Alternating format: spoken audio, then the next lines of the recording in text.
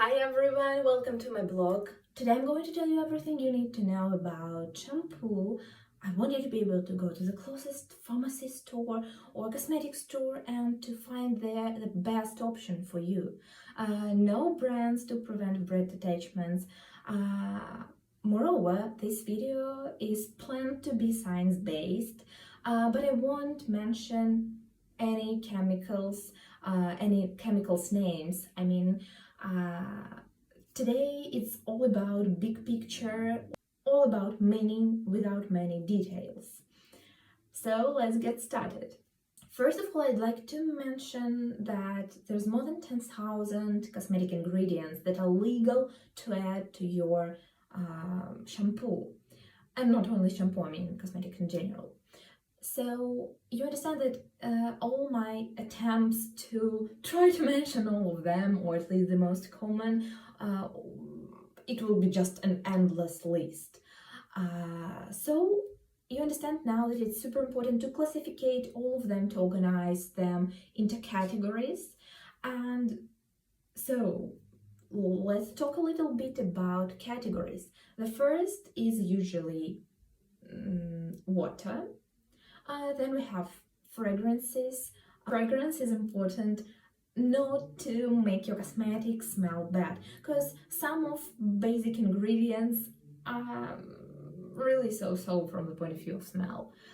And marketologists and you in the morning have made the choice to add them. They are sometimes considered to be allergens, but there is a list of about 12 fragrances that are really allergens, and if you have problems with this, you can just avoid at least these 12 ones. So then we have preservatives. Preservatives are super helpful because they help our cosmetic to stay the same for a year, for 2 years, or maybe even for 3 years. It's sometimes considered that preservatives are bad for our health too. From my point of view, it's anyway much better than if your skin would contact with products of cosmetic destruction and products of microorganisms' life processes. There were some bad ones lots of years ago, but honestly now they are not common and you don't have to be afraid of. You should love them. Fourth group, conditioner add-ins, is more often used in another product that you use after shampoo or in hair masks, but they might be added to shampoo too, to make our hair pleasant to touch and to make it look better, a bit softer and a bit more shiny.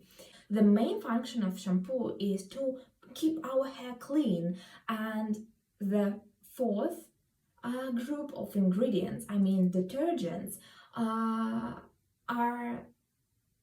the ingredients that make our shampoo work. If you like this video and you want more of this format, please indicate it in comments. There are two groups of detergents I want you to know: hard detergents and soft detergents. Hard detergents are extremely effective. They are quite cheap, often used in mass market cosmetics, and they do their work. So the soft detergents are more gentle and they are modern ingredients. They are more modern and they are more expensive. That's why they are not so frequently used. And maybe it's a dream of any eco-activist to have shampoo with soft detergents, because they are considered as more eco-friendly. It's a good idea to buy a shampoo with harsh detergents if you have extremely dirty hair after your dancing performance, or when you used lots of hairstylers, or if you haven't used shower for some weeks after hiking, or if you hadn't access to hot water. Otherwise, soft detergents are good if you use shampoo every day, if you make your hairstyle every day or use a little bit of hairstylers.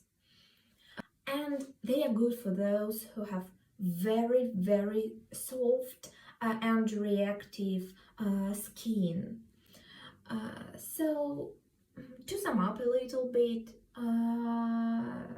one ideal option for you is to buy just two shampoos, one for special occasions, cheaper, these with harsh detergents, and another with soft detergents. And you use soft detergents. Use this shampoo for every day. There are some hints how to behave in a shop. When you're looking for a harsh shampoo, please try to find something where it's written super clean, feel fresh, or something like this, you understand. And there will be usually in a cheaper sections. Oh, okay, I mean, you can go to the cheapest section and find something there. On the other hand, when you're looking for soft shampoo, avoid all cheap sections, go to more pricey ones. For example, better to go to the pharmacy store, and better to look for something where it's written for soft hair, for daily usage. I don't guarantee that these tips work, but most of the time they do. If you don't like two shampoos in your bathroom, please buy one with soft and harsh detergents inside. How to connect today's knowledge with just average chemical classification? You may Google the chemical classification of detergents, and there will be some pictures, and using these words, maybe more advanced words, you can Google, okay, first 5 ingredients after water in your ingredients list in your shampoo that you like. Maybe you like the fragrance, maybe you like the brand, maybe it's just cheap or it's on special price. So Google these ingredients using an INCI decoder. It's quite a reliable resource, and then you will understand if it's if it's more like soft shampoo, harsh shampoo, or a happy middle. That's all for today. Thank you very much for watching and see you soon. Goodbye.